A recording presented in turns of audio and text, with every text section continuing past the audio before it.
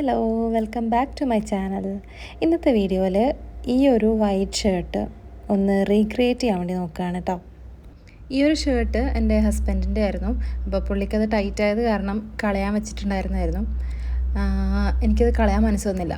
Tight ആയതല്ലാണ്ട് വേറെ പ്രശ്നങ്ങളൊന്നും ഉണ്ടായിരുന്നില്ല ആ ഷർട്ടിന്. ക്രിയേറ്റീവായിട്ടുള്ള കുറച്ച് ചേഞ്ചസൊക്കെ കൊണ്ടുവന്നിട്ട് അത് എനിക്ക് ഇടാൻ പറ്റുന്ന പാകത്തിന് ആക്കിയെടുക്കുക എന്നുള്ളതാണ് ട്രൈ ചെയ്യാൻ പോകുന്നത്. അപ്പോൾ ഞാൻ അതിനായിട്ട് കുറച്ച് ഡിസൈൻസൊക്കെ സെറ്റ് ചെയ്തിട്ടുണ്ടായിരുന്നു. അപ്പോൾ ആ ഡിസൈൻസ് ഞാനത് ആദ്യം പെൻസിൽ വെച്ചിട്ട് ഒന്ന് സ്കെച്ച് ചെയ്യുന്നുണ്ട്. ഈ ഷർട്ടിൻ്റെ ബാക്ക് സൈഡിലും പിന്നെ ഫ്രണ്ട് സൈഡിലും ഞാനതിന് ഡിസൈൻ ചെയ്യുന്നുണ്ട്. ഇതിൻ്റെ ഫ്രണ്ട് സൈഡിലേക്ക് ഞാൻ ചൂസ് ചെയ്തിട്ടുണ്ടായിരുന്നത് വൺ സൈഡിലേക്ക് ഫിഗർ ഡ്രോയിങ്ങും പിന്നെ അതിൻ്റെ പോക്കറ്റിലേക്ക് ഒരു വേർഡ്സും കൂടി കൊടുത്തിട്ടുണ്ട്. ബാക്ക് സൈഡിലേക്ക് ഒരു ഫീമെയിൽ റിലേറ്റഡ് ആയിട്ടുള്ള ഒരു ഫേസ് ആണ് കൊടുത്തിട്ടുള്ളത്. പിന്നെ അതിൻ്റെ രണ്ട് സൈഡിലായിട്ടും കുറച്ച് കളർഫുൾ ആയിട്ടുള്ള ലൈൻസും കൂടി കൊടുത്തിട്ടുണ്ട്. ഇത് ആദ്യം ഞാൻ അക്രിലിക് പെയിൻറ്റ്സ് വെച്ചിട്ട് ഒന്ന് സ്കെച്ച് ചെയ്തെടുക്കുന്നുണ്ട്. അത് കഴിഞ്ഞിട്ട് അതിലേക്ക് ഹാൻഡ് എംബ്രോയ്ഡറി ചെയ്യുന്നുണ്ട്.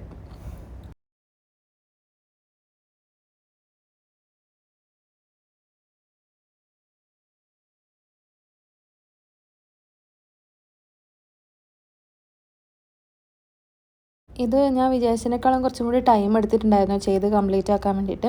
ഏകദേശം ഒരു 2-3 ഡേയ്സ് എടുത്തിട്ടുണ്ടായിരുന്നു അത് ഇരുന്ന് കംപ്ലീറ്റ് ചെയ്യാൻ വേണ്ടിയിട്ട്. ഞാൻ ആക്ച്വലി ഹാൻഡ് എംബ്രോയ്ഡറി പഠിച്ചിട്ടൊന്നുമില്ല. ഇതിന് വേണ്ടിയിട്ട് ഞാൻ ജസ്റ്റ് ഒന്ന് ട്യൂട്ടോറിയൽ വീഡിയോസൊക്കെ കണ്ടിട്ട് ഒന്ന് പഠിച്ചെടുത്തിട്ടാണ് ചെയ്തിട്ടുണ്ടായിരുന്നത് കേട്ടോ. അപ്പോൾ ഇതാണ് ഫ്രണ്ടിലേക്ക് വന്നിട്ടുണ്ടായിരുന്ന ഡിസൈൻ.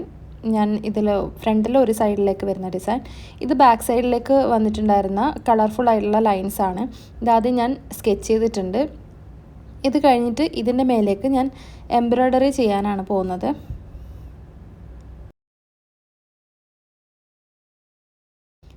എംബ്രോയ്ഡറി ചെയ്ത് സ്റ്റാർട്ട് ചെയ്തിട്ടുണ്ട്. ഈസി ആയിട്ടുള്ളൊരു പാറ്റേൺ തന്നെയാണ് ചൂസ് ചെയ്തിട്ടുള്ളത്. അതായത് എംബ്രോയ്ഡറി പാറ്റേൺ ഈസി ആയിട്ടുള്ള ഒന്നാണ് ചൂസ് ചെയ്തിട്ടുണ്ടായിരുന്നത്. അത് വരുന്നത് ഈ ഒരു രീതിയിലാണ് സ്റ്റിച്ച് ചെയ്തെടുക്കുന്നത് കേട്ടോ. ഞാൻ ജസ്റ്റ് ഒന്ന് കാണിക്കാം, പക്ഷേ അത് മനസ്സിലാവും എന്നുള്ളത് അറിയില്ല. കുറച്ചുകൂടി തിക്കായിട്ടുള്ള എംബ്രോയ്ഡറി ചെയ്യുന്ന ത്രെഡാണ് ഈ യൂസ് ചെയ്തിട്ടുള്ളത്. അതല്ലാന്നുണ്ടെങ്കിൽ അത് കയ്യിലില്ലാന്നുണ്ടെങ്കിൽ നമുക്ക് നോർമലി സ്റ്റിച്ച് ചെയ്യുന്ന ആ ഒരു നൂല് വെച്ചിട്ട് തന്നെ അതൊന്ന് ഒരു 4, 5, 6 നിങ്ങൾ തിക്നെസ് വേണ്ട അതിന് കണക്കായിട്ട് അതൊന്ന് ഫോൾഡ് ചെയ്തിട്ട് അങ്ങനെ ആക്കിയെടുത്താൽ മതി കേട്ടോ.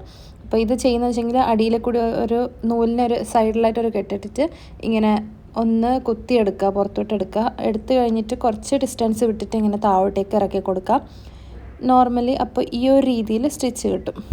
ജസ്റ്റ് ഒന്ന് ഒരു സൈഡിൽ നിന്ന് കുത്തിയെടുക്കുക, കുറച്ച് ഡിസ്റ്റൻസ് വിട്ടിട്ട് ആ ലൈനിലേക്ക് തന്നെ കുറച്ച് ദൂരം വിട്ടിട്ടൊന്ന് കുത്തിയെടുക്കുക. അത് കഴിഞ്ഞിട്ട് അതിൻ്റെ എൻഡ് പോർഷൻ്റെ തൊട്ട് മുന്നേ ആയിട്ട് അടിയിൽ നിന്ന് കുത്തി പുറത്തോട്ടെടുക്കുക ഇതുപോലെ.